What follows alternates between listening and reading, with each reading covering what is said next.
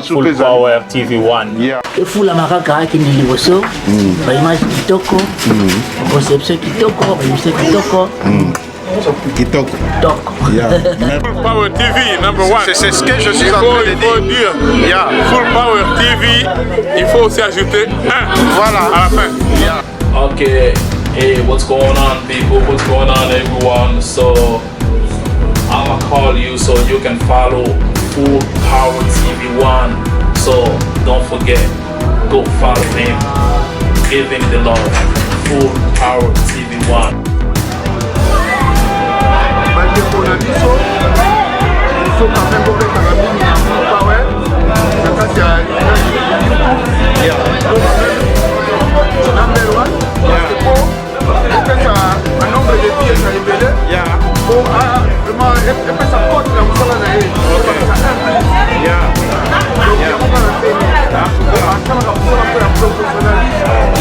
Vraiment, je l'aime beaucoup. Merci beaucoup, papa. Donc, on lui fait pour toi.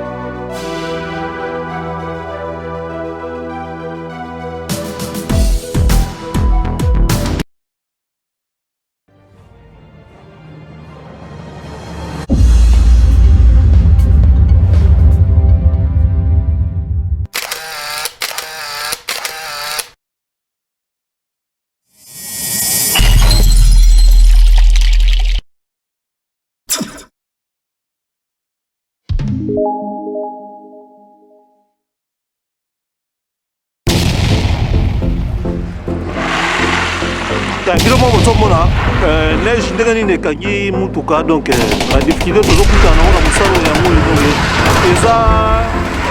eza basécurité.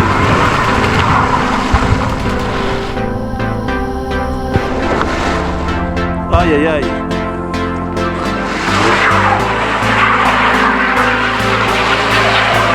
Ozomona ndenge ozopatine. What is they call it? Full Power TV, patron ya Full Power TV. Ah, yango wana pièce unique.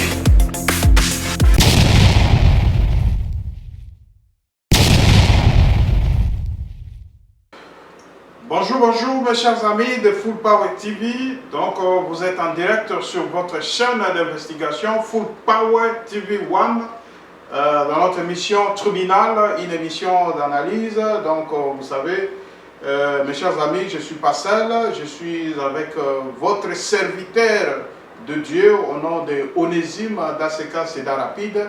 Il est ici, c'est vraiment un pasteur titulaire, donc au niveau de Seda Rapide, il est ici avec nous. Voilà mes chers amis, tout ça toujours dans Mosali Nzambe par rapport à Makambo Tubandai Koloba, il y a Makambo Etali, Makambo Izokoleka na kati ya mboka na biso par rapport il y a coaching ou Izokoleka, il y a Madame Plénière, Oyazali ex-femme ya Mosali Nzambe na kombo ya Makalambaye par rapport ya Makambo Izokoleka na kanisi Mosali Nzambe alobaki awake bandeko ube baboti ya Mama Peniel baluka moyen ya kobengisa mwana bango azonga na États-Unis parce que aza courir un grand danger. Alors tous appels na Mosali Nzambe awa pasteur Onésime ya ACK Seda Rapide aye lisusu kaka pona koyebisa biso eloko nini oya lobaki parce que to achevaki émission te. Papa bonjour. Bonjour papa, Nzamba Pambola yo. Nzamba Pambola bato bazolanda biso. Abonnez-vous massivement sur notre chaîne, partagez nos vidéos, numéro ya Full Power Télévision ezali affiché na ban ya écran na bino bobenga ye soko za na contribution na yo. Notre numéro est 24h24 benga nzambe akopambola yo na ba conseil na yo na ba commentaire na yo partager l'émission na biso nzambe apambola bino. Voilà. Mais l'homme de Dieu, tout le Kambala Moko, bon, on est même tenu, tout ça là, tout scindé en gros en deux parties parce qu'on avait beaucoup à faire. Tout ça qui n'a pas de tout le Koloba, mais l'homme de Dieu a caméléon, ce que bon, même là-bas, ils ont dit que donc, autorité qui est capable de couper ça les sous par rapport à l'émission au Bandeko, bah, Talaki Mingi va commenter sur ça. Mais l'homme de Dieu, tant que toujours comme on a qui est qu'on a bien opé Mosali en Zambé, où il a commis le rôle à manager, a commis le rôle à père spirituel, à Peniel, où il a dit moi si Mosali en Zambé, il a dit pasteur, parce que Makalamba est comme un pasteur, donc collègue Nabino, vraiment, comment on a encadré par un homme de Dieu, est-ce que c'est une erreur ou bien c'est une réussite? Merci pour la question. Nayo. Bible bokanga manabasala nzambe beaucoup réussi tango mwana masio akangami na prophète de la nation ou avec un prophète des nations. Prophète des nations. Prophète des nations Teniles yo kolobani ndenge akangami na. Il faut que l'on d'abord que Kombo wana ya prophète des nations et ça ba sentiment na mutu aliye fufu atondi auti ko sala kindumba na bandimi na ye ami bengi prophète des nations. Il y avait qu'un seul prophète des nations et ça n'a pas tant il y a ba Élie l'homme de Dieu. C'est ça la vérité. Nani nanga e kangami wa Bible za koto na éviter ceux qui na téléphone na yo Bible za li. Mais au moins l'homme de Dieu yo tango zoloba bongo yo yebi prophète des nations de Niles. Oyebete. Na yebi de Niles mais mo wana ya prophète des nations c'est un nom hein et ça combo azuka katika na joie. Mais ça prophète des nations te. Donc, yo no benga siko nani parce que yeba na kombo. Non, à cause de la prophète. Tout court. Mais pas nation. Mais prophète des nations, longola et lokwa. Bon, awa ndenge toza kata mokilio yo na siècle lelo, prophète des nations ayena monte. Prophète des nations azali susute. Azalaki. Ba prophète des nations na Bible bazali. O nzamba bandaki ko travailler na bango. Na nation ya Israël. Mais d'après le prophète des nations, il faut à moto il faut à moto mes enfants. Non. Vous savez. Non. Bongo ou bien ils en dengenini. Prophète des nations Nathan Abisso.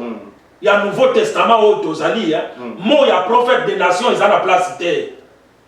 Il n'y a aucun prophète des nations. Bible est ici, Bisso Bongote. Exactement. Il y a des prophètes sont là. Mais dans la nation, et ça combo ya mutu ali fufu atondi ezate mais tango yo tango suyo za ndenge za mosala nzambe boy tango nazo kufana nayo pembeni monite que quelque part nazo bénéficier pe na moi onction ya mosala nzambe orienter nga na moi makambo ebele mais mabeni nyoyo madame Peniel asali ya ko approcher mosala nzambe et puis kozala kozwa pe ba conseil na ye o azalo ko la père spirituel na ye moto azo encadré spirituellement physiquement aussi et puis azalo ko la coach na ye na makambo na ye mususu yo ko bani to solola kana yo awa sir ba fo bazali tangu yo zo kangama na musali na nzambe oyo azali musali ya nzambe ya solo nzambe akozala na ngambo na yo mais soko kangami na musali na nzambe aventurier c'est le diable qui est à ton côté.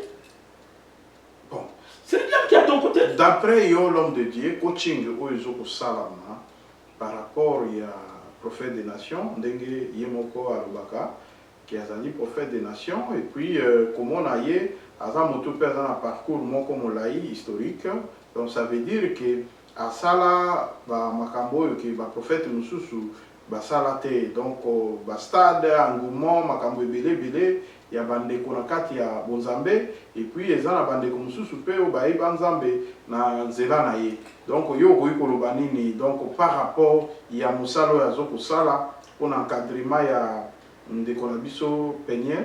Koencadre Peniel eza lisumu te, eza mabe te.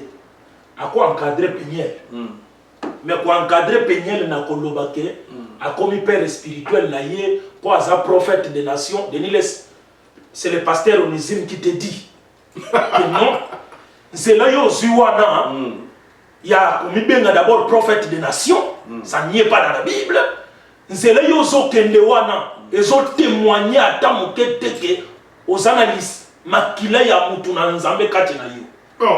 Na yebisaka yo jour wana totangaki na yo ba fo bazali batu ebele bakolanda bango totangaki na yo awa ata zo changer bilamba jour et nuit elingi koloba te ke mutu wana aza ya bien non, mutu wana aza ya bien non, aza père spirituel na ye te bolongola eloko wana ke o Denis Lesi aza père spirituel ya Peniel, non, aza père spirituel na ye te. Encadreur, ça peut aller, mais ce n'est pas un bon encadreur. Pourquoi ça un bon encadreur?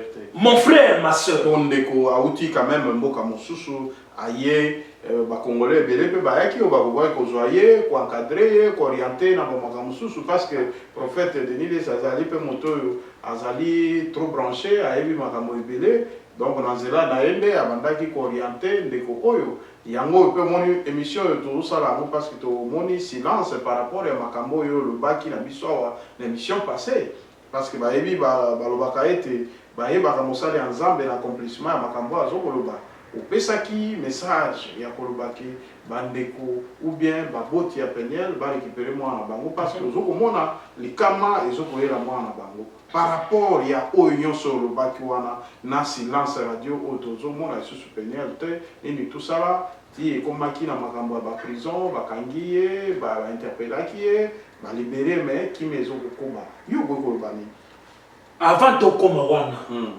ngana zozongisa yo d'abord na sima pona nini to yo kokoma lelo Peniel a commis une femme sans valeur na minitos elle n'a pas de la valeur oui pona nini azana valeur te parce que azu encadré la tindi na mabe un bon encadré oyo zobenga prophète des nations oyo zobenga pongana ko benga prophète des nations te akokaki komema ye na nzela wana te Peniel lelo même dans sa famille ezana valeur te à cause à prophète des nations oyo zobenga. Comment? Il faut d'abord comme tout que libala ya Peniel na Mike Koufi ponani. Il faut d'abord commencer par là. Na mokilo ndenge to fandi na yo boyi. Eza mokili ya esprit. Jésus tanga ye na se a mokili. Azo il savait koli na ye ke le diable est là. Azo iya. Mais kati na ngai nazana eloko ya Satan te. Mais soki yo eloko ya Satan e koti pa na yo. Diable akoya ko fandela yo. Il faut que tout na Peniel. Pour ya ko koma femme libre sans valeur dans la télévision. Ça a commencé où? Ça a commencé parce qu'elle était mariée. Ayeba ni parce qu'elle a na Mike Kalamba. Toi ça célèbre. Ce qui Mike Kalamba ya bala qui était. Ngai na yo to linga to yeba Peniel te. Nana to linga to yeba Peniel te. Ma femme peut être là à la maison. Moi si un pasteur Onésime, c'est parce que moi c'est parce que Batouba Courtois Kangal, Bayoko Yebana moi c'est place où on a payé la problème. Mais tant qu'il y a na Congo, pour na koya ko sala makamuna yi, il ne fallait pas écouter Nana Deniles. Mais Babi, confiez-vous aux hommes de Dieu. Confiez-vous aux hommes de Dieu qui sont dans la vérité. Un homme de Dieu qui est dans la vérité, à côté de la côte, il s'en va moi, c'est pas bête à la chair. Non! Ngai on résume dans Zabo, moi, moi, ça va pas dire à la chair. Et comment on a mais il y a le big Azapapa Naye. Azapapa Naye, c'est du mensonge. Non, papa Molimo. Non! Papa, oui, peut aussi, moi, c'est du mensonge, papa. Nous nous vivons selon la Bible. Nous vivons, nous vivre selon Mboko. Ceux qui nous vivre selon Mboko. Mais nous avons des kilos de caleçon libanda. Nous avons des kawa, tous les gens qui jeune, bazol les kabache benan. Mais yo attaque kilote jamais. Mais nous avons tous la kamote. Nous avons kilote na ndako na ngai. Liboso ya pas moso nezo kata matiti. Mais ya na tambola kana mote. C'est pour vous dire que j'ai moi kilote ya ogola dama molai. Ozo sala na moi matiti ou bien za na mandako. What is the problème? Ou bien 100 000 quoi moi ils ont makasi ko fa na paix en famille. Na ko fa na famille na kilote e pa na ngai. Problème ezate. Mais na ko bimana kilote na ya ipana yote. Na ko bimana kilote na ya na $1 awa pour ko soma iloko te. Même yo tango kokutana nanga ndena mona ki pasteur moko awa akei na piscine na kilote azo sakana na piscine na kilote pasteur moko batuni ye balobi non vous savez évoluer il y a aussi des choses privées non ndeto si to bima to koma batu ya public boy privé et pas na ngai e komi interdit donc yo parce qu'on est ici une piscine pendant au croix qu'on a yo ok ko sala ni piscine il faut que la piscine kuna bato bazalaka na basengle ngai nakokende kaka ke komo bato na basengle nde mais pasteur yo la kaka makasi eloko yo bangi soka piscine po bilamba oyo ndenge eza boya bilamba mpe mwa motuya yo mpe so totali bien par rapport à ba question ndenge ozoloba yo mpe oza lokola pasteur Denis sikoto oyo na cadre ya ça non po tozomona ke tofande bilamba yo chaque jour tofandi na yo nalataka elamba na ngai simple tosali émission na yo simple mais tomonaka kitoko elamba on sentir que là il n'y a pas de problème même à l'église kolata eza mabe te eza lisumu te avoir les habits chers eza lisumu te eza lisumu te ezoya kokoma lisumu soko komisa yango lole voilà kolobelango ezoya kokomisa yango lisumu ya prophète des nations abanda ko comparer au pasteur tel ngana lataka koleka yé ça c'est la chair qui parle azoloba ke Turquie moko bande ko balingi Turquie il y a lataka ba chino biso to lataka ba Turquie c'est la même chose wane komi lolendo ndeko na biso Peniel akwei na maboko ya un agent du diable ngana landa muto yo zolo ba prophète des nations aloba que Mike Kalamba ya pesa ye $25,000 pour aller demander pardon à Peniel ngana landa yi publiquement dans une chaîne congolaise. Wow. Mike Kalamba ya pesa $25,000 kende bondole langai mwasi dossier wanesi là. Est-ce que biloko ya le baka waneza la ya solo bien za lokuta. Lelo il est devenu l'ennemi propre ya Mike Kalamba. Il fallait que même mutu mususu asala makambo wana. Yango toyoka ki paye moko prophète des nations alobaki ke azo gobenga Mike mais azo ya Mike. Papa. Yango na yebisaki yo dossier ya likambo yo. Lelo il faut to éclaircir yango sur le monde spirituel pour comprendre. Likambo izo sala masikoyo ezo lukamutu ya mutu. C'est un plan bien planifié. Wow. Pour faire taire à Mike Kalamba à travers Denis Lessi. C'est ce que je comprends. Moi, si on a une mission précise, planifiée par l'ennemi de Mike Kalamba, il faut que aventurier ou abimisi. Excusez-moi les termes, je ne peux pas le considérer comme un homme de Dieu. Ndenge tozana yo boye. Yo za homme de Dieu, ngana za homme de Dieu. Lelo ngana kabwani na madame nanga. Yo banda ko salela ka madame nanga ba publicité na ba télévision nyos bozo betana yoko ngai na ko yoko nini. C'est-à-dire que mutu wana tango bozalaka na libala na mwasi na yo abandaki ko sepela te ou bien akenda ko kota ba kisi pour te détruire. Ça c'est fait. Ça c'est le monde des esprits. Mais comment on a vraiment l'homme de Dieu dans la dimension, il y a pasteur Denis Lessi, Oyo, Ayebani Lokola Ngouba, Katia Congo, et le lot c'est un démoniaque, est-ce qu'ils arrivent vraiment réel? Pierre. Et là, on a confirmé que les actes qu'il pose. C'est un démoniaque il y a un esprit derrière lui. Nzambe azotambola Pierre, Jésus de Nazareth. Azoyebisa Pierre, arrière de moi Satan.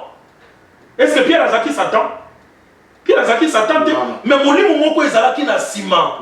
Makambo izo salama entre Deniles na Peniel. Bon mon Peniel na mission Peniel boy na nzoto ite. Bon mon Deniles na nzoto ite. Il y a des esprits impurs sima na bango. Bazoluka mutu ya mutu.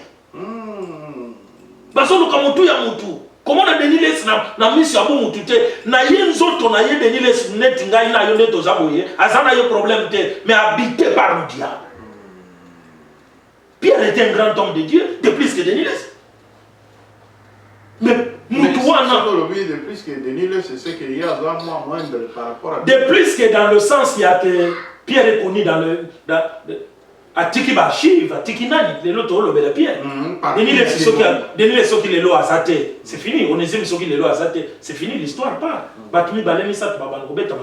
Mais l'homme de Dieu, moi, question. Tant que je vois que moto yo azam sale azam bete mais to lo ba ke a baby sinde vision aye mikolo yo azalaka mosale azam be liboso ou bien zande yo. Oui, biloko wana ezali. Biloko wana ezali beaucoup de grands pasteurs oyo yebi. To utina yo Congo. Ba baby si ba vision ya Nzambe. Donc azaki le mosale Nzambe. Oui, et ça n'a bien. Ils ont constaté quand est-ce que Denis est à BBC Bonzambe. À partir à partir de 2020, 2019, Denis a dit sentir que cet homme n'est plus encore avec Dieu. Et ça, il y a solo, il y a un signe.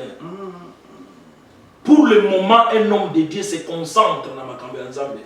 Mais si quoi yo, tant que totali comment on a que Moussa Nzambe yé azoko lobaki, batunde bazoko comprendre yété, yé aza un homme controversé.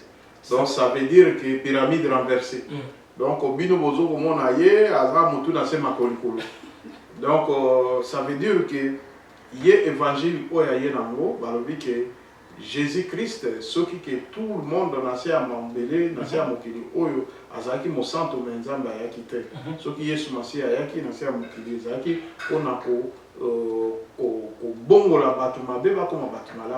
Ça veut dire que y a mission aye, ba pesi mission spéciale étant que prophète des nations, ya ko kende ko comme abisiko bino ko makate. Parce que batoana bino boya kabango, olobi que non, ce sont des mondains, baza batu boye, mais quelque part kaka batuana tango mususu comment dirais-je bayaka pe na bakilte batuana kaka obino boboya kabango bozalo kwa boisola bango moyen bamo na loboko nzambe ezalite. Ça veut dire que vous êtes des gagnants d'âmes, mais quelque part vous refusez certaines âmes. Donc ça veut dire âmes invisibles. Les âmes à musiciens, les âmes à mosanto et à chrétiens, bango nyonso bazaka ba âme. Pourquoi bino boboyaka pour affronter Batouana et puis mission à Binezali et pour gagner ma âme. Après ça, il y a un moto qui a gagné à Batouana. A gagné notre frère héritier Watanabe. Héritier, aussi au monde dans l'église, qui est au fond des ossembles. Habite à Imbaki dans l'église. Quand il y a des problèmes, quelqu'un peut venir chanter un jour. C'est fini, il s'en va. Au monde, il y a des choses dans l'église. C'est pour dire qu'il ne va pas pour gagner les âmes. Ils se connaissent. Oh, nous parlons des esprits maintenant, papa. Bon, question moi quoi qui. Nous parlons sur les esprits. Yeah. Ils se connaissent. Ils se connaissent. C'est pour cela qu'ils se courtoient. Télévision, radio, YouTube, pesabiso yango pour prêcher. Quand nous prêchons, mutumabe ayokiyo abimi aye na église asengi bolimbisi azui baptême. Batuno soyala na wana mutasi azui baptême aye na église atiki. Parce que Batouana, au kita, au mata, c'est le diable qui travaille avec eux. Bon, c'est tout le l'homme de Dieu, yo au gagne âme de. Je prêche à la télévision. C'est tout. Je veux tant aux Alaki na Congo, aux autres temps, la banda, il y a battu, ça va mourir le Bananzambe. Mais c'est fini. Awa, tant, il y a ça je prêche à l'église, na tongwa na uti côté sur la confusion, sur nos ennemis. Mais c'est quoi l'homme de Dieu? Tant ils allaient na Congo, ils allaient par rapport il y a environnement, beaucoup ils ont développé, ils ont parce que tant ils ont coupé sa matin pour un côté à battre la repentance. Ils allaient par rapport, il y a bourgeoisie parce que quelque part beaucoup yo mituka bandako makambo ebele nde esali ke yo ozwaka tante na part ya Nzambe motu na pe alisasi te. Et ça problème te. Tanga na zozwa na part ya Nzambe. Monde ofongoli chiane na yo. Bato ebele na mate moke topesa kawa bazolanda yo. Mosusu ayebisaki ngai papa. Libala na ngai ekufi. C'est parce que parrain na biso azalaki agent ya Satan. Mais alandaki biso. Yeah. Parrain na ye ayebisi ke namonaka mwasi na ye lokola ndumba. Ayebisaka mwasi na ye ke namonaka mobali na ye lokola ndumba. Bato babetani makofi. Moto azotutisa bango bitu parrain. Impossible. Il va les panzana. Le monsieur se retrouve au Canada. Moi, ça tikali na Washington. C'est quoi tout le bas toujours na oyo. Biso tozo sala mosala na Nzambe par rapport ya ba gagner temps. Est-ce que vous pouvez gagner pe âme moko ils a perdu dans sens wana ya ba musique mondiale? Oui. Okokipe ko approcher ba. Okokipe ko approcher ba. Okokipe ko solola na yé. Yo ko ça peu moins rise on dirait aux ali ndenge prophète alobaka ke je suis dans ce monde mais je ne suis pas de ce monde. Biso to borite on se déguiser lokola ozolo ba pe makambo lokola bango ozo sala pe makambo lokola bango ozo gagner bango na stratégie. Ko sala makambo lokola bango ko na koloba lokola bango c'est différent. C'est différent. Ngai na koki ko zala te na kei na ba na bandi ko bina na bango pour gagner les âmes non. Là c'est du mensonge, tu es un agent du diable mais tu te transformes. Je vous dis la vérité. Mon salon tozo salo yo keba. Keba. Même nzembo yemba te. Na kokende nango wapi? Na kokende nango wapi? Pour que ça m'instruise à quoi? Babi ki wana eza non. Asali atelier à couture, asali le nini tout ça. Bato bazo sala ka ba débat ezanga e bandelina suka. Eza arte. Ezanga e bandelina suka. Bango bisika bakendaka. Bapesaka bango banzembo. Pour glorifier Satan. Pour glorifier le monde des ténèbres. Ngai tango nazozwa nzembo wana. Na bandi ko betango. Je glorifie qui? Le diable. Bandeko, il y a Full Power TV, Bozolanda, l'homme de Dieu, pasteur Onésime, azo pesa lumière par rapport il y a Bonzambe, Ndengeni di Tokoy Kotambola. Mes chers amis, tokomi na suka ya mokili. Makambo ezo kene na suka, to sala attention par rapport il y a enseignement, misusu oyo et comme mabiso na kati ya moto. Oyo ezali moto ya libela. En tout cas, bandeko Bozolanda, pasteur Onésime, par rapport il y a makambo tozoloba, vraiment biso tozawa naka pona kozela kabino ba invité to pesa kabino mateya par rapport ya ndenge nini bokoki ko améliorer ba vie spirituelle, ndenge nini bokoki ko sala de façon que bozala kokwea na kati ya mitambo ya monguna te. L'homme de Dieu eloko lobi wana bandeko bazokolanda yo, bandeko ba ko retenir nini par rapport ya mwasi oyo azalaki mwasi ya mosali ya Nzambe kokoma parce que raison oyo ndeko délivrer ce prophète des nations alobi ki raison ye azwaki parce que aye na mboka aza na motu oyo akolandela ye te ye loko aza branché nde amonaki ke aorienté na bamakambo atia ye na bamakambo ebele ya babusiness na ye et puis tomonaki ndeko Peniel azalaki na basilip gain oyo basi balataka po mabumu ekita. Donc, Yemoko a pesaki ba raison que akoka kopesa mannequin te, akoka kopesa moto te parce que c'est trop cher. Yobi na bamboko yo kofuta moto eza facile te. Ya mwana mona ke Yemoko abimi kamikaze ya marque na ye alati et puis ebeti bombe na ndenge ebeti wana. Eloko nini koyebisa population nyonso bazolanda biso. Yeba d'abord que séparation ya Mai Kalambai na Peniel. C'est une histoire spirituelle. séparation wana il y a eu un problème au niveau de l'esprit. Il y a deux personnes. Il y a deux personnes. Ou bien l'homme, un féticheur, a coquissé mission na yé. Azalaki na mo epa ya mwasi. Atiki ye épave. Épave wana ebali kosala makendele. Waouh! Vers la mort. Je ne sais pas si vous comprenez. Deuxième hypothèse. Et koki kozala ba esprit ya libanda. Et yé et amrouillé bango. Po yebi ke tel azan à venir, to kabola bango, to zwa mutu awa. Au moni na batu mibale oyo, et retient cette date. Soki bango mibale bazonge pa ya nzambe te, la tête de l'un va tomber. Pona nini motu ya mutu moko ekokweya, eloko Satan lukaki nde yango oyo. Asi a séparé bango, oyo bakomi koyebisa ye boyo. Oyo bakomi ko omonde bazawana. Soki lelo occasion e monani. Pona Mike Kalamba a fait terre moi na mwasi wana a faire terre. Sur le plan physique. Sur le plan physique. Spirituel. Je vous dis.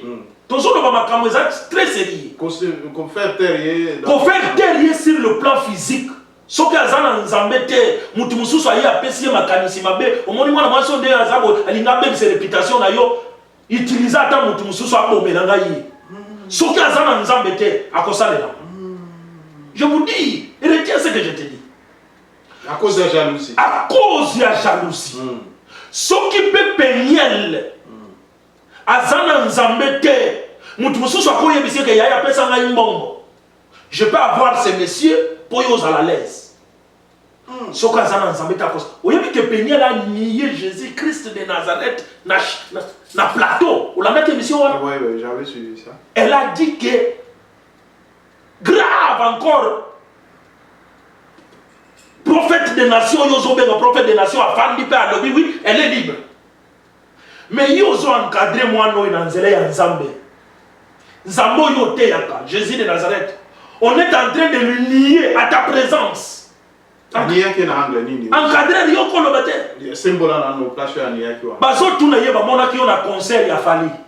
Alobi naza libre. Il n'est pas dit que il faut que Jésus-Christ c'est lui dit. Émission Azali. Oui, oui, j'avais suivi ça, mais Nazo Lingandé, moi, par révélation, bima. Voilà. Parce qu'il a posé des questions. C'est-à-dire de aboyi des gens ensemble. Tant au moins, moi, soit aboyi ensemble. Yo solo ba ko encadrer na yo. Mais il y a l'homme qui place au sou qui est chrétien. Non. Mais elle s'est ressaisie tard. Elle avait déjà nié. Elle comprendre que dans sa RRT, il y a quelqu'un qui est en train de l'envoûter. Quelque part. Ou bien c'est l'encadrer, ou bien ça vient de quelque part. Mais c'est quoi l'homme de Dieu? Comment on a succession et un problème à partir de la relation, approchement, il y a Peniel, prophète des nations. Tout le monde a succession et makambo epelé, ça veut dire que bakangiye, moto a joué qui ba identité naie, bakiri kuna po a traqué ba identité ainsi de suite. Voilà, vous imaginez, moi Babylone au Mike landa ni wana et zo kolobani sur le plan spirituel. Papa, une femme responsable na bana mibale. Au moins tende ba komisi en l'air. Donc pour les envoûtements. Ozo mon tende nga linga comme en l'air. Na lo lendo ye koti.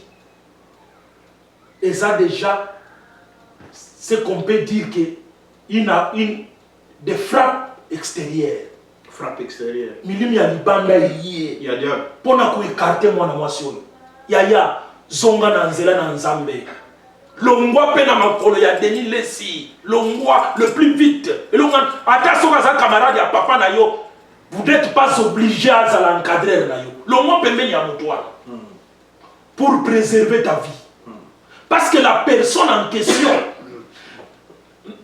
ngana landa Denis Lessi un jour azolo bake.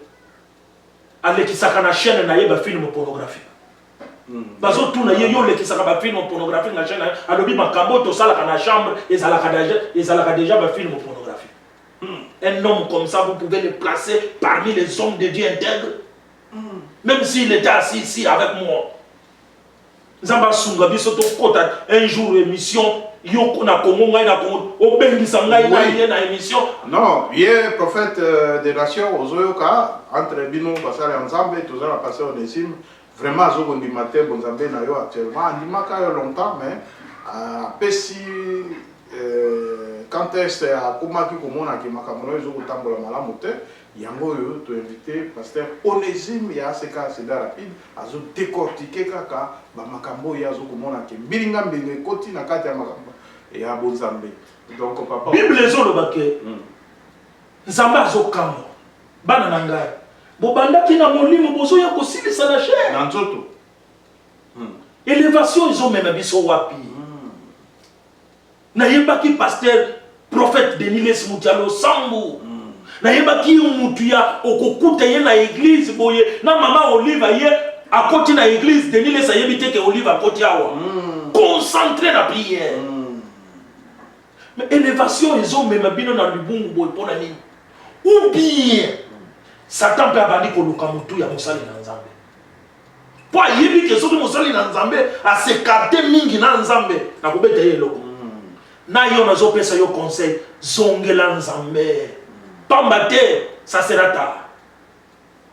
Ça sera tard. Sikoyo tango yo tokomona bandeko na biso ya basi babike malgré biso bana babotami na kati ya bamboka oyo mais normalement il faut kolukaka pe ke culture na biso pe to respecter ke bomwasi ndenge ya mwana mwasi il faut aza protéger ya komona ke ndeko oyo aexhibe nzoto na ye est-ce que na ndenge wana pe komona ke pasteur aza koapuye ke mwana mwasi oyo azali nzoto kitoko azali na tache te ozoyoka degré tout ça là ya pe koyebela mwa komona ke amonaki te après koyebela mwa photo oyo tomonaki wana photo eza ndambo awa oyo eza na kati ya boye oyebi yango tache te kuna na kati na libumu na se ya mapeka kuna ya mona tango ya bike ya za sa microbe eza distraction ya ona yebisaki eza distraction sikoyo na ndenge ya ba détail wana l'homme de Dieu o moto ako détailler que non sans doute ani tout ça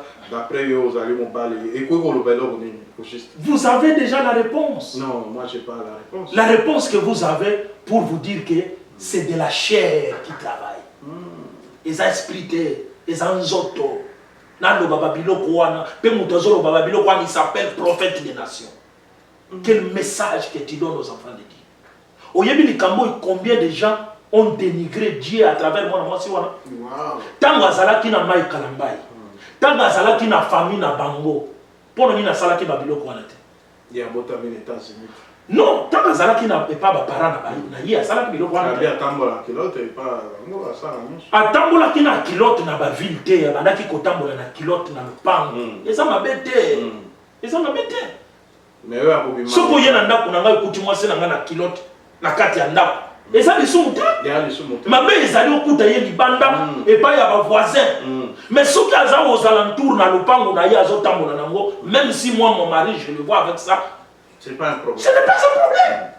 Ce n'est pas un problème. Mais tant azalaki nan abali nano te, asalaki ba biloko wana te. Tango abali mai kalambai, soki ezana mwana mwasi abandaki kolata kitoko. Azo zipa nzoto na ye. Landa émission na ye ya liboso asalaki tango uti na mobali na ye na États-Unis. Même si quoi le nom de Dieu, na komona ke mwana mwasi ya modèle oyo vraiment ko exhiber nzoto na kati ya télévision ezali lokola amitié na vente aux enchères. Ça veut dire que bato misusu bakotala peniel komona nzoto na kati ya babilili na ba télévision na ba réseau sikoyo ozomona te que quelque part yo ko koloba nini ezo susciter danger moko te pour la normation. Danger ya permanent. Danger ya 0,000 mètres. Elle est vraiment en danger à tous les niveaux. Il y a un moment où on a beleli parce que un enseignement sur les esprits impurs. Ce que tu vas dire qu'on a aussi les esprits impurs. Mais prophète des nations, Azam, toi, elle a dit, bah, pour un tika distraction la chiffrologie, non ça y est, démologie, non ça y est, le titre, il y a omoni nde toza na yo awa Judas Iscariote babandaki kotambola na Pierre na Jésus Judas Iscariote azalaki mutu mabe te mais Bible ezoloba ke ntango bazalaki à table bazolia azwi lipa akotisi na monoko le diable est entré na lipa peut-être que vous comprenez. Non, je comprends. C'est-à-dire que azalaki na problème te acte posé les actes qu'elle a commencé à poser Satan yi batunaki même encadreur na ye wana mwana mwasi alingaki akende Afrique du Sud na aéroport tabakangaki ye alingaki ake kosala nini na Afrique du Sud yo aussi omona depuis quand même dans la Bible mwasi ameleka na télévision abanda kobelela abanda kopesa bacritère ya mibali oyo bakobala ye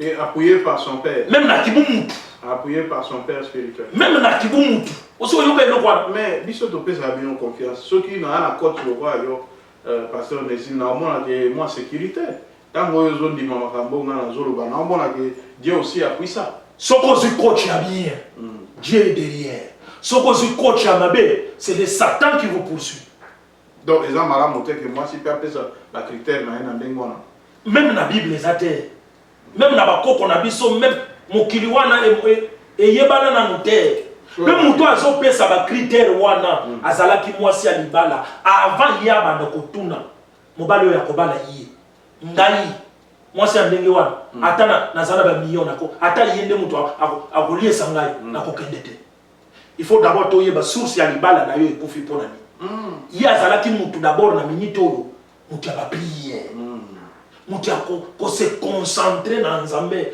kotuna d'abord Dieu qu'est-ce qui a fait que libala na ngai ya liboso ekufa mobali na ngai mutu azana problème ou bien ngai de mutu azana problème le même Dieu est capable même ya kozongisa libala wa soka kangami na Nzambe parce que bango mibale mutu abali nanu azate mais siko to lobake na ndenge mwana mwasi oyo azokopesa ba critère na ye na kati ya ba télévision que mobali aboyi bino ba pasteur a dit que Monsala Nzamba ya te ozoka danger donc ça veut dire que quelque part pe amonaki à côté na bino mo mbinga begezali mon frère soki azwaki déception na pasteur moko est-ce que ba pasteur nyos bazande ni moko quand elle refuse même les hommes de Dieu ba ya kobala yete elle vous parle déjà que je suis du diable c'est clair c'est un langage codé mais siko tango bazoko lobake bino pe ba pasteur ozana ba pasteur mususu ba Mike Tyson est-ce que ceux qui m'ont topé abandi makofinde azali diable bazali ba pasteur ya mabe bazali moi je n'encourage pas moi sur abali Mike Tyson ya mabe ya ndenge bazobeta ye qui mabibotu abi que non ngai na lapi ba pasteur je n'appuie pas ça akoki koloba te ke na lapi ba pasteur ye na minute oyo losambo na ye ezali ate Nzambe tindela ngai mobali oyo akochanga na sécurité Nzambe akoki to ala ke non na poneli yo pasteur mususu akochanga na sécurité ou bien na poneli yo muto aza pasteur te mais un chrétien oyo abongwana motema abali ye na kimia mais kobanda koloba ke non na boyi ba pasteur ozomona ke ozokende na ba démarche mondaine ouais ba démarche mondaine siko ndenge alobaki wana na liste ne alobaki journaliste te footballeur te pasteur kutu te wana koloba te wana kutu boya te analyse nini ko sala par rapport à ba déclaration bonzoto nde moto ezo sala Bible ezoloba na Esaïe chapitre 30. Bizambo nyoka swaki yo. Esaïe chapitre 30. Papa balobi zamba o nyoka swayo okobanga ta likelele. Okobanga likelele mais soko moni ke eza likelele baliaka yango kangi yango lia. Kangi yango lia. Esaïe chapitre 30. Bible ezoloba ke vous prenez des résolutions sans me consulter. Yaya yo lelo yo bandi kozwa déjà solution ya ba problème na yo olio otuna Nzambe libali ya liboso ekufi na sala ndenge nini pour que nazwa mobali oyo akoprotéger ngai mutu mususu akoya wana ndenge opesi ba critère ami komisi critère wana après 2 ans abimisi pe manzaka ndenge oyo akala bimisa azwi biloko alukaki. c'est comme ça na minute oyo ye siko bazowelele ye par le monde de ténèbres. Les hypocrites. Nde mutu atie bato na ye na nani comme alobaki mpe mutu yango azala na mbongo akotinda mutu ya mbongo bahypocrite ozomonaki mutu malamu me ntango akoya kobeta yo liboto ya suka liwa na yo mpe mbala moko. Donc ça veut dire que ceux qui ont tali malamu bandeko bozolanda biso na chaîne d'investigation na kati ya tribunal tolobaki ndenge l'homme de Dieu azokoloba eza mate ya mot très important oyo ke ndeko Peniel bisika azokolanda biso toza bambuna te tozali kaka kopesa yo lumière. Au contraire nous l'aidons. Ya makambo nini oyo ezokosalama tolobaki ndeko Peniel aza na fosse au lion. Ça veut dire que bandeko nyonso oyo apesi bakritère wana kati na bango ayebi mitema na bango te. Moto na moto akoya na plan na ye likambo ya motema eza secret ya moto na motema na ye. Alors eloko nini message oyo okoki kopesa Peniel oyo azokolanda biso par rapport ya choix ya bato oyo nyonso bakoya bakandidat nyonso oyo bakoleka na élection bamona père spirituel na ye na kombo ya prophète des nations yo okoki koloba nini? Ozomona d'abord danger. Ozomona danger. Le choix. Mais il y a un boy basala nzambe à se confier dans mosala. Moi mosala na nzambe. Eza contradiction tende konanga. Aye bisabiso kaka keno na zui en tant que papa. Hein? Mais na koloba na ki prophète te parce que mosali na nzambe wana kaka. Soki tolobi to bando ko fongola. Ba proche na yi. O ba yebi secret ya mutu wana. Eza scandale. Ya solo. Eza scandale. Voilà, vérité de yawa. Et ça scandale. Zambe asunga biso un jour to kutana biso misatu. To kutana biso misatu. Olanda biso alanda biso parce que dernièrement na benga kipe na solola ki na mosali ya Nzambe bon to solola ki te mais na komela ki de façon que to sala émission moko par rapport ya poser ma question par rapport à makambo nini ezokoleka ou ezodéranger peuple de Dieu par rapport ya bagissement na ye ba makambo azosala bato pe bazosepela mingi te ya komona ke denile sio bato bayebaki na kati ya banzondo kosala boye voir même ba président musu basimba télévision basimba bamai na ba télévision toyebi monto ya denile na tango wana ya koya komona ye lelo yo akomi mutu pasteur warrior akomi kobenga ye na bakombo oyo ke succès na internet eti kokoma na niveau ya nayebi te vraiment bato bazoidentifie lisusu te yango tolinga tosola na ye mais arépondaki te donc nga nasepelaka na ye makasi ntango azodénoncer. Mais pour ne pas vous interrompre omoni Denile si aza moto oyo sincèrement à part makambo oyo mosusu bato bazokodéplorer ngai personnellement étant que humain namonaka banalyse politique aza makasi na banalyse na ye asalaka c'est quelqu'un qui a étudié donc Denile si ntango azosala banalyse politique osentir ke aza na bapenchant te malgré ke atiaka moi maîtrise comédie moke na kati ya makambo mais vous sentez que moto oyo azoréfléchir moto oyo azopesa bapoint de vue moko ezali quand même ekotombola mboka donc mais na makambo oyo etali ya komanager mpona kosoutenir vraiment bandeko ebele baza contre par rapport à ça. nga nasepelaka na ye ntango alekaka na tv azodénoncer bapasteur homosexuel bapasteur ya bakisi voilà biloko alobaka wana bino bokanisaki azoloba babiloko ya bajete bapasteur babotali alobaka ya solo mais eloko afaillir ezaka biloko ye aye kofaillir il ne fallait pas mema Peniel na télévision aye kose bakanisi ekobima propre mais esaliri ye mbala donc soki Peniel akobanda koleka na batélévision kosala badéclaration na ye na kosenga na Denilesi kozala lisusu na ye te tika ye bozobengaki aza mwana moke te aza mokolo laisse là le champ libre bisika azwi bakomba na ye azwi baatake oyo ezolanda ye oyebi te garder distance pour garder crédibilité na yo pamba te lelo ndenge toza boye soki Mike Kalamba azwi problème na ville ya Kinshasa wana comment on a montré tout le monde de l'Église. C'est la vérité. Ah, comment ça? Comment on a donné les pour dire que les lots, Mouto azalaki azana problème te. Babandi makambo ina mwasi na ye yakala. Mouto akweli likambo awa et koko za la batimi balé te bazalaki na complot. Mais papa pour na ko épingler l'ongo lobé ça très important. Tout le monde dit que réellement malgré silence à Makalamba mais quelquefois tout le monde que makambo peine la zo ça les autres touché fortement. Na utaki kolanda vidéo moko na kati église o Makalamba aza ko diriger o ke ba fidèle ba komi ti ko ba quand même ba bakela ba jeton na sens que ah pasteur dadi bala na yo banzemba modèle wana et on l'axe que moto aza essoufflé moto a commis vraiment donc leur lobby c'est très important vraiment na moni que vraiment mosala nzambe aza moto asa ka analyse ya malamu hein donc to tia moi extrait image wana pour bolandango pour sentir que makambo toujours ba Full Power TV ça auto inventé te to moni yango to la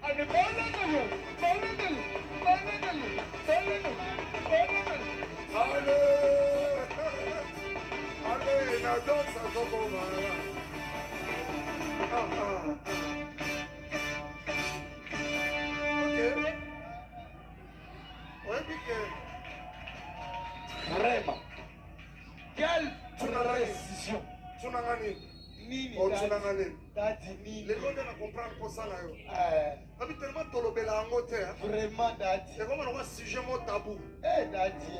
Si on a tout le temps en bon, on y a ça dans le roi Paul. Ah, Daddy. Le roi Jésus. Daddy, please. Donc je peux. Je peux. Daddy. Ah. Daddy. Dans une onction, ils ont matin. Daddy, donc je peux. Donc je peux. Daddy. Donc ça n'a pas mal. Ah. Donc ça n'a pas mal. Ah, le oui, l'homme de Dieu, les l'homme de par rapport à l'image, les l'homme de les l'homme de Tozaboye, Mike Kalamba et Bazo tourné na Kolwezi. Aïté ce qu'on a dit yango. Bah tout n'y est pas journaliste Makambo et Komili wana. Alors je ne peux rien dire tant que mes enfants sont là. Quand ils vont grandir, je finirai par leur dire la vérité. Sagesse. Je finirai par leur dire la vérité. Mon frère, un jour, tozolo banayo sur le mariage à moi. Il y a Moussali Nanzambe, Moussousou aye kokota nanda. Na yebi saka yoke, beaucoup de serviteurs de Dieu savent que ceux qui va quoi ici moi si na yo bazu yo balabo. Est-ce que bino bo yebi ni kamo e kaboli mal kalamba na moi si na ye? Moi ça lo bakangote. Kobala lo bakangote ba garder silence o abeta kanga. Est-ce que makamba ko bete ko kabola libala te? Il n'y avait pas eu un autre problème en dehors de ça. Mais libala ceux qui n'étaient pas cicatrice tout le monde qui wana ceux qui étaient à solo donc mon père au monde a été à kufa pour na libala. Tozo boyate. Papa, yo yebi ba souffrance ba parents na biso ba maman na biso ba zoa. Ya somme.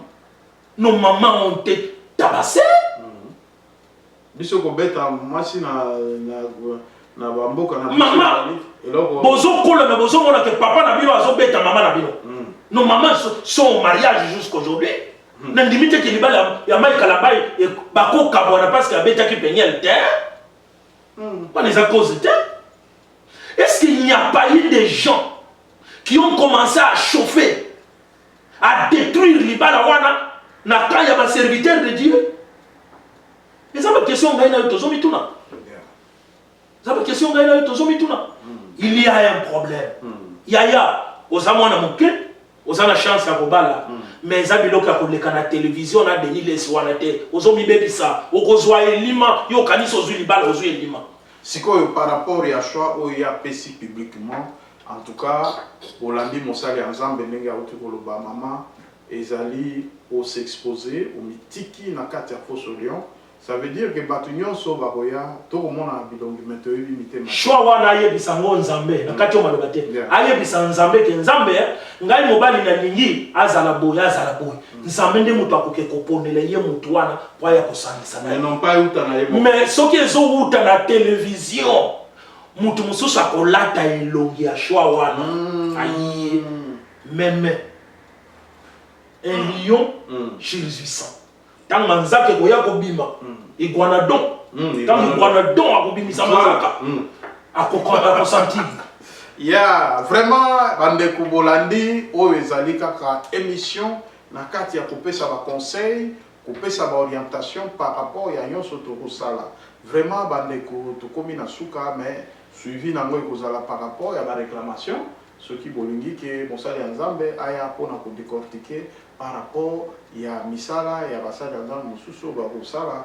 mpona kozalaka lokola basupport lokola ba Lambert Mende ya bandeko mosusu mpona kosalaka makambo na nzela na bango kondimaka wiwi lelo oyo mpe Lambert Mende achangeaka akoti na kati ya makambo ya union sacrée. Donc ça veut dire que bandeko pe botala malamu par rapport eloko wana parce que tokomi vraiment na suka ya komona ke Lambert Mende oyo abandaki kobongola nyonso ya kabila ekomi malamu lelo oyo akoti na union sacrée. En tout cas mokonzi ya mboka tokomi komona pe ke union sacrée ekomi okwa poubelle ekomi okwa dépotoir barate nyonso biloko nyonso oyo ebeba yango eso retrouver na kati ya union sacrée.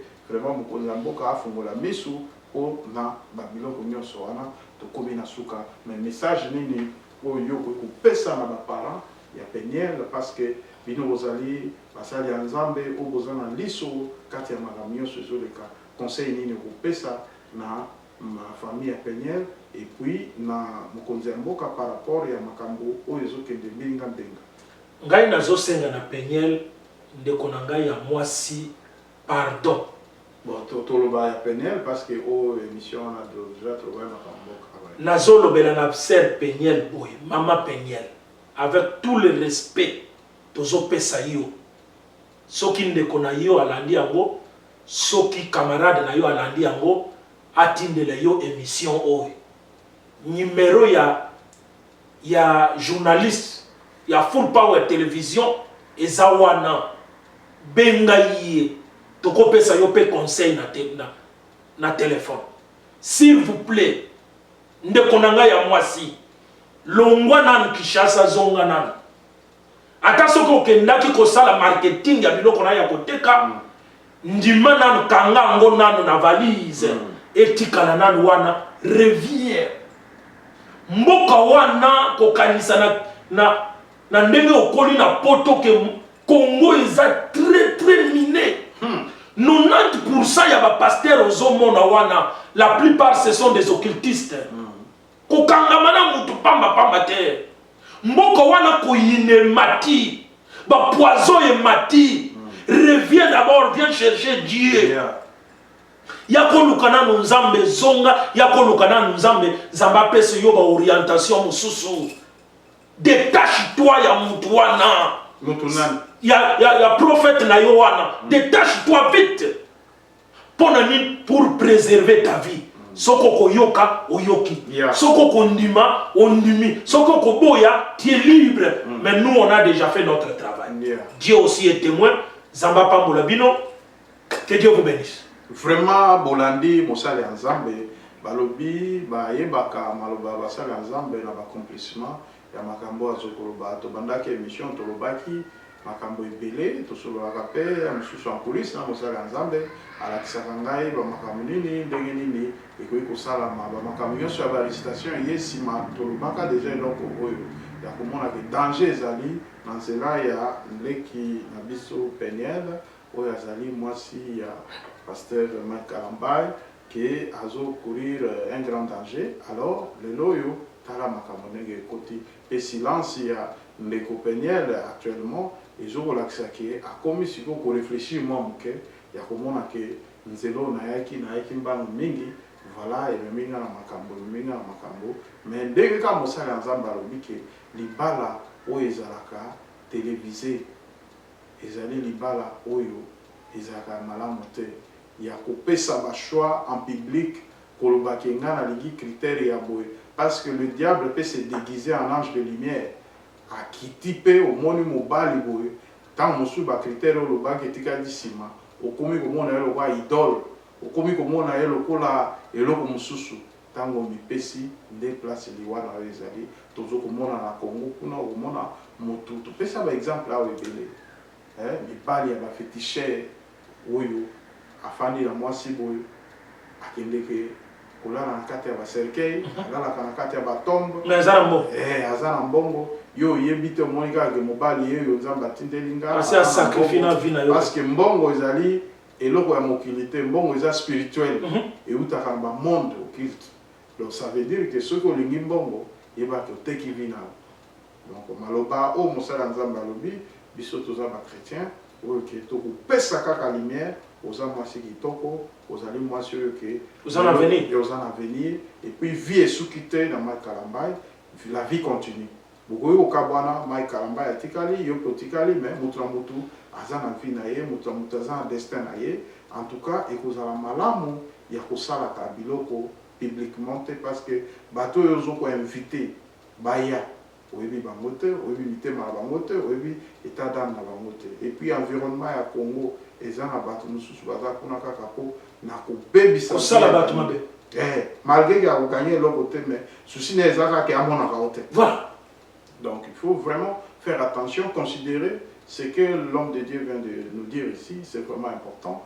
Vous êtes une américaine, vous êtes né, bon, pas né, mais au colis aux États-Unis, au yaki na batamuke aux États-Unis, biso toza na ba na autobote aux États-Unis, au qui est bazar américain, ba colis, ba nini tout ça mais culture na biso, to lakisaka ba na biso ketala biso to tambola kaboye, to tambola na respect. Il ne faut pas que ça la bilatela et zalate parce que moi la chose a détruit à partir des États-Unis mboka moko te va redresser donc parce que awa ceux qui ont koufi après États-Unis au Kigamba mongolo là ceux qui ça qui bolam et ça la mboka moko te za supérieur aux États-Unis donc ça veut dire que tout ça attention tout luka tout gagner confiance ya mboka te to gagner royaume de ciel totambola na kobanga mibeko kobanga masumu s'accrocher na maloba ya nzambe en tout cas tokomi na suka donc dernier mot salutation pour na bandeko balandi biso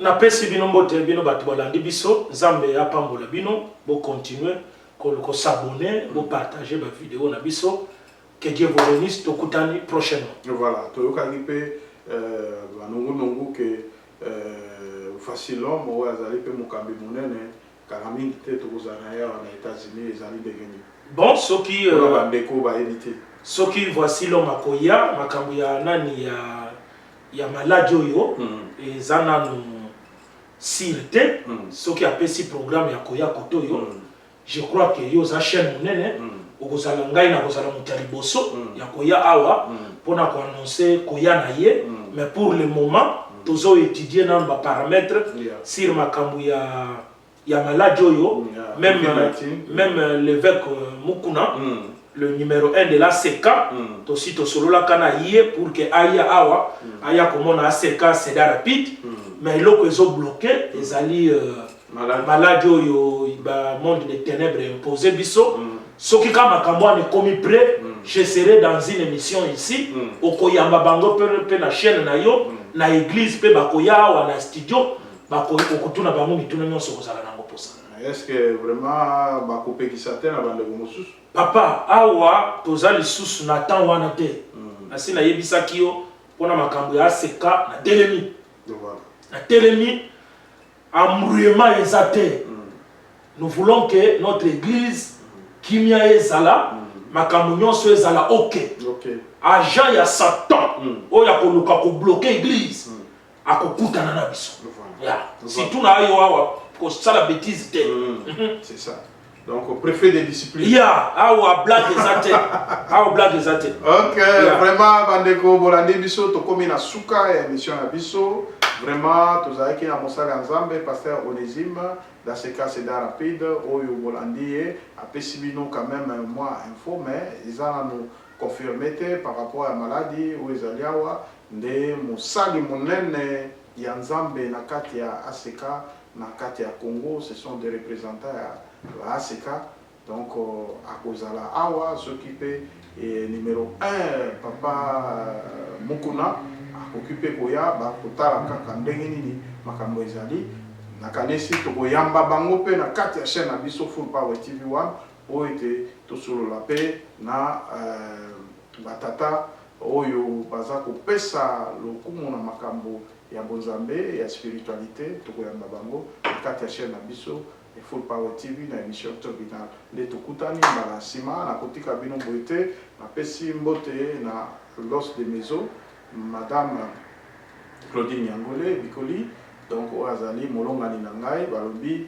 bala mwasi oyo abangaka nkolo nde koyoka esengo ya vie donc soki bomoni ngai toujours chic nazalaka toujours kimia ata makelele ya bato ekotaka te mpo namonaka oyo nzambe apesa ngai ekoka donc vraiment papa pe kotika parce que botunaki nzambe ya biso vraiment nayebi te me nabetelaka yango tolo te nabetaka nde mokongo mpona ke liboso mposo obeti tolo ozongi nsima donc vraiment napesi mpe mwasi ya mosali ya nzambe monene mama yuyu madame ya pasteur Onésime bisika ozolanda biso mama de bonnes choses en tout cas nakopesaka bafélicitation l'homme de Dieu toujours chic parce que balobi ntango komona mwana soso avimbi na sani donc mama aza na se donc ça veut dire que mama azokosala makambo mpo papa azala toujours chic na baémission nyonso chic bandeko nyonso bolingi bosoutenir émission boleka banuméro ezali bokoki kobenga biso soki bolingi boparticipe na kati ya baémission boparticipe donc napesi docteur Simba Mbote bisika azali oyo tosololaka makambo ya COVID-19 alors aza pe na émission oyo akoprogramme dans les jours à venir tokosala émission na ye par rapport ya makambo toujours ya santé biso toza disponible abenga comme ça tokoajuste mwa bamakambo misusu ya mike ndeko mpe atindelaki biso publicité na ye ya maison ya cyber na kati ya Congo aya korégulariser makambo biso totiaka makambo ya gratuité eke totielaka oyo eloko opesi mbongo te donc eloko na ye ezofanda wana alobaki akoleka aleki te aleka arégulariser makambo po todiffuser vraiment merci na pesi JV Mipata oyo cyber monene na kati ya Angola oyo azali pe l'homme de Dieu napesi yo mbote ndeko na ngai na kati yo maloba te mondimi ya liboso ya ACK Seda rapide oyo nga nayebi apart bato nga na contactaki ezalaki ye nde moto amemelanga moto wana un bon chanteur un bon prédicateur un garçon calme il est en train de préparer son mariage Zamba Pambola JB Mipata toujours makasi na kati ya Angola eza na cyber mon côté oyo côté le makuna vraiment mosali ya nzambe wana tango abandi makambo na ye biso ozalaki wana Full Power TV accompagnaki du début à la fin mais vraiment à investir makasi na kati eloko wana soki otali na Full Power TV omona publicité donc vraiment publicité kitoko voilà oyo oyebi donc publicité esalemi kitoko et puis maison mpe kitoko makasi donc na Angola donc eza parmi bamaison epesi kombo donc tokoyamba ye mpe na émission aya tosolola mpe makambo etali baactivité na ye na niveau Angola autaki mpe kosala voyage kala mingi te sikoyo aza na kati États-Unis bandeko nyonso ya Angola topesi bino mbote bisika nyonso bozali à la prochaine occasion bye que Dieu vous bénisse bye